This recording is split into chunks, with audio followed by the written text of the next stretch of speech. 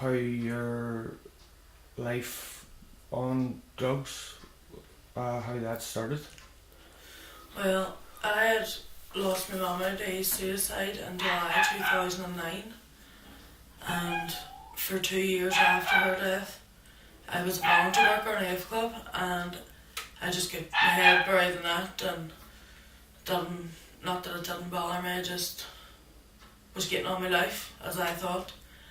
And then the 2 years, I had a breakdown, and I ended up in Grantia, now Greenwood Hospital.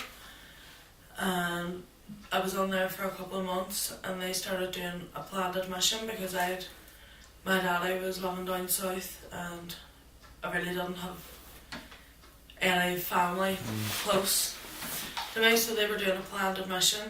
I was out from a Monday to a Friday, and I was in the hospital from a Friday to a Monday.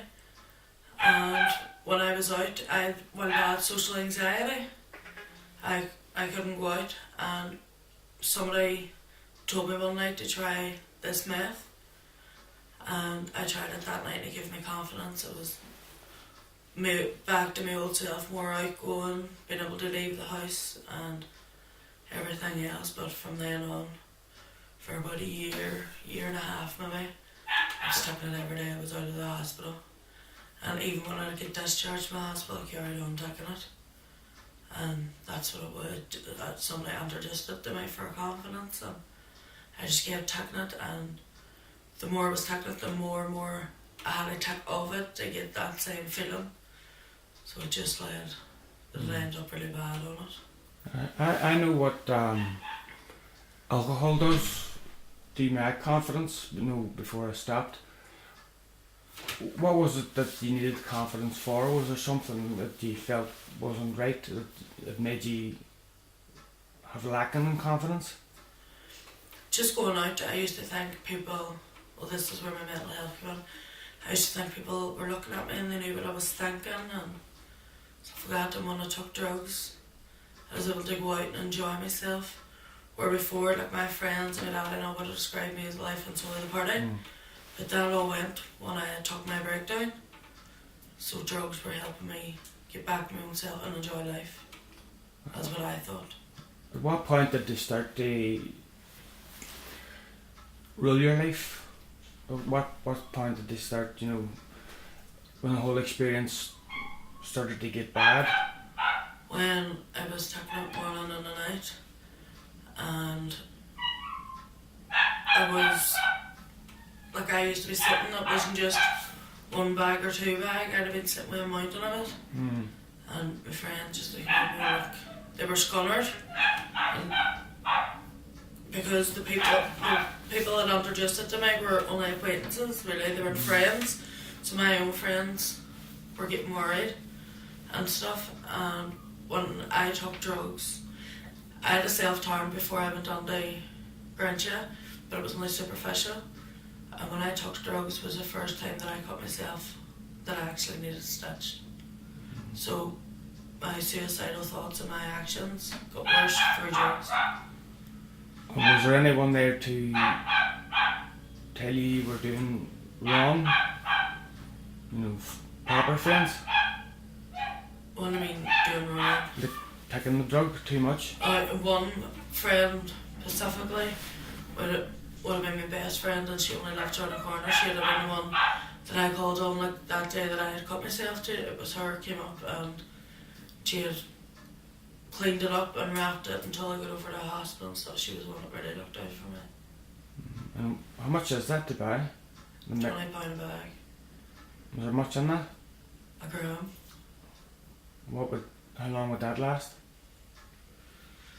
And I don't take it no more, but in the end I used to have to get 3 bags. A day? Not even a day, it was just night. And that's snuffed? And an instant high? More or less. Yeah. And is it a slow decline that it caused your mental health? Or was it quick? No, it was quick. It was quick enough, yeah. where I didn't see it at the start, where the nurses in the hospital, my friends are saying, you know, like, you already suffer with bad mental health and drugs. I was going to add on to it, and I was fighting the case. No, I'm taking drugs because I'm feeling bad. And I kept arguing that drugs wasn't affecting my mental health.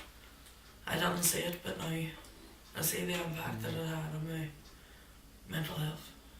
So, you took drugs to help your mental health, but it ended up drugs.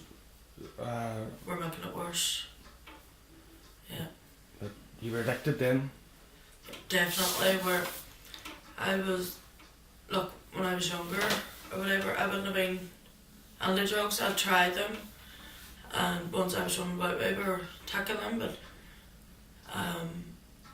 because my mummy was an alcoholic, I wasn't sure if I had the addictive personality.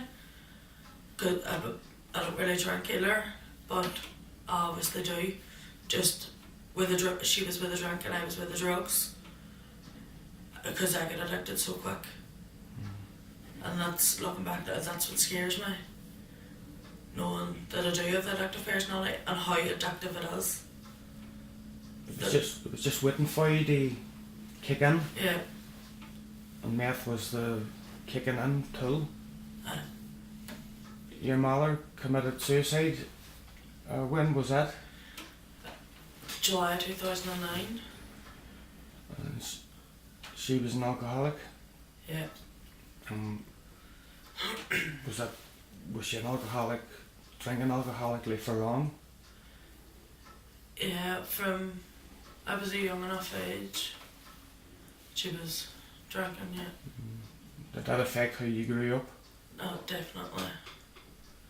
Because it was like, when she was sober, she was the nicest person, but when she was drinking, it was two different people. And it just affected, it was, you never really had any, like, mother-daughter, like you would see, like going shopping and doing wee stupid things, like watching a DVD. You never had none of that because she was always drinking. And even, like, she was really good, she wanted to come off it, and she had tried. She was in the Northerns, she'd done 4 weeks in the Northerns, and she stayed off it for about maybe 2 months when she came out. I suppose that's an addiction too. She couldn't stop. It was her way of coping. That's what. You hear about her death? Yeah, well, she hung herself in our house, and I was in my own flat that day, and I got a phone call from one of the neighbours. One of my friends, my childhood friends, primary school and secondary school, all together, and it was her came on the phone and she told me, because I knew there was something wrong, and I refused to go over until they told me. When I went over, I seen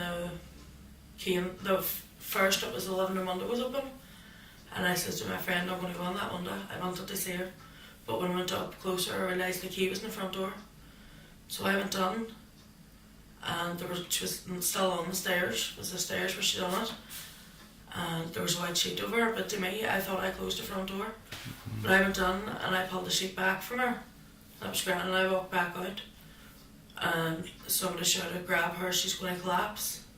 My friend said she had to grab me, but after that then she informed me that I went in and the door was open, and I'd walked out and apparently had nearly collapsed when she grabbed me. And she's only a wee small fine thing, like, says it really was a dead weight, but it was, I don't know, like, as in the street, it must have been shocked and numbed.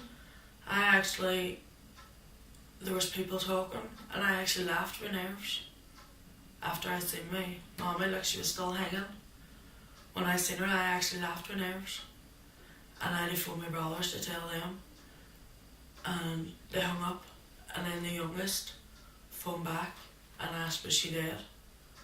And I was like, well, obviously, what do you think? But I think he was hoping for a miracle that she wasn't dead, that maybe she was caught in time, but A miracle that day? yeah.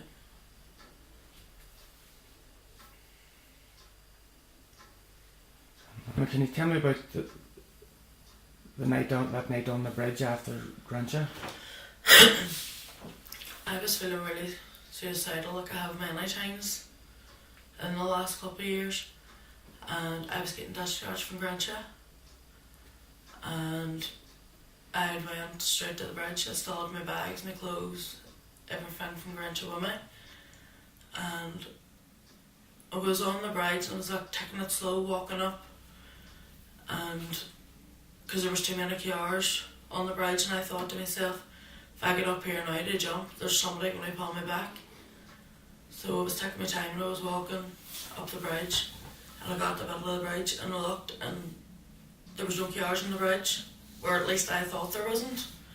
My head must have been that gone, but I got up on the bridge and I was halfway over the other side, and I looked and there was a man coming running over to me and stopped a big work lorry in the middle of the bridge and came over, and he had to get me down, but at the same time, full search and rescue were on the scene within 2 minutes, and they were talking to me, calmed me down, sat me on the ground so I wasn't stood up in case I tried to jump again, asked me my name, how I was feeling and was I thinking of jumping, and then straight after that a priest and the police had followed, and they were sitting chatting to me, full search and rescue, making sure I was alright, and where they must have seen me on the cameras, or somebody must have phoned.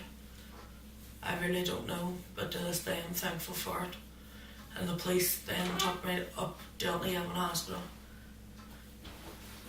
And full search and rescue was there within 2 minutes, do you think? Literally within 2 minutes. It could have been sooner, but it definitely wasn't any later.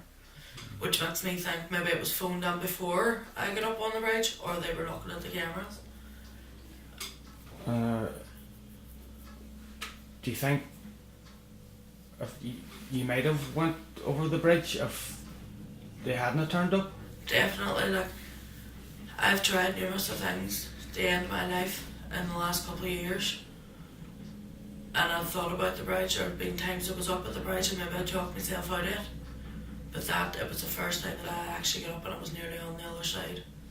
That was the day that I was going to die, because I know I have a fear of water, and my head got underwater. So even though I thought about the bridge in the past and I was able to talk myself out of it, and because I have that fear of water, and that day when I was up and halfway over that bridge, I knew it was going to end my life, because the fear of the water didn't bother me. I knew that I was a goner, but somebody stopped, a member of the public, and they more or less saved my life. Oh yeah, you know. I still have bad days, but sure, so does everybody. But it's the best I've been since my mother's death. Stay off the meth. I haven't touched it in a long, long time. That's good. Doesn't I hear a lot about it, and it doesn't do anybody any good. No, it's really, like, I mind hearing it, you know, within the youth club, you know, don't touch this, it's really bad and whatever, but you just kind of think it won't affect me like that, it's not going to leave me like that, but nobody's safe from it. It does affect anybody that takes it. That's great. Thank you.